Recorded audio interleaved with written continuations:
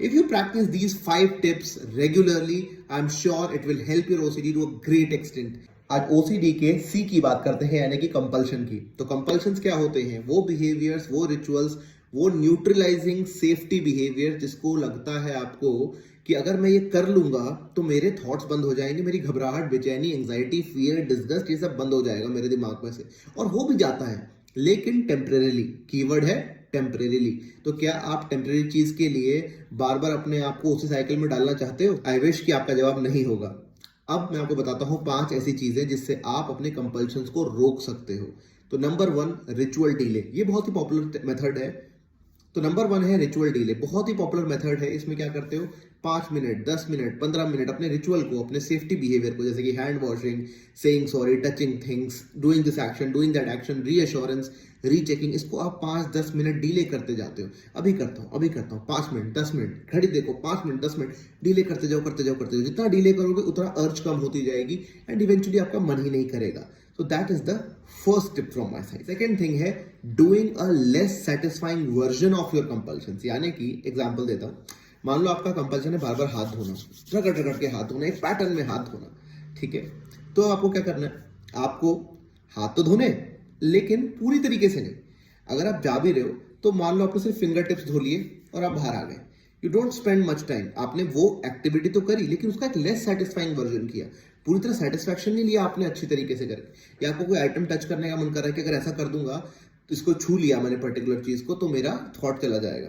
तो आप उसको ढंग से मत छू, आप जस्ट 1 सेकेंड टच करो एंड यू गो अवे।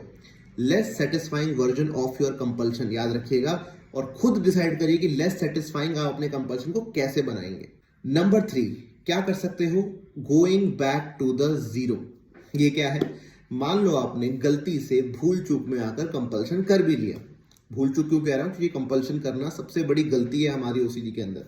तो अगर आपने गलती से कंपल्शन कर भी लिया, हाथ धो भी लिए, या रीचेकिंग कर लिया, किसी से पूछ लिया, कुछ कर लिया, आप उसको रियलाइज करो। Call yourself out. अपने आप को बोलो कि okay, I have done this compulsion, I shouldn't have, मेरे को नहीं करना था।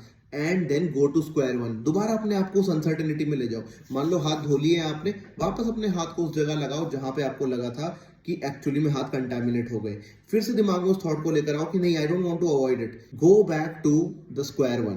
That would really help you. Every time you do that, you will become more and more stronger. Fourth strategy है मेक जोक ऑफ। इसका मतलब क्या है? Whenever you notice the OCD thought is popping up, name it. As I always say, I named it Chintu. You can name it Bunty or Pappu or anything, okay? So whenever the OCD thoughts strike, you're like, hi Chintu. Okay, you're making a joke again, you're making a story again. I don't want to hear it. I know this. It's an old boring story for me now. Trivialize it. बहुत हल्के में लो. Don't think as if it is a new story. No, it's not. It's an old theme-based story. Just laugh at it, trivialize it, make joke of it, relabel as Chintu, Pappu or anything, whatever you like.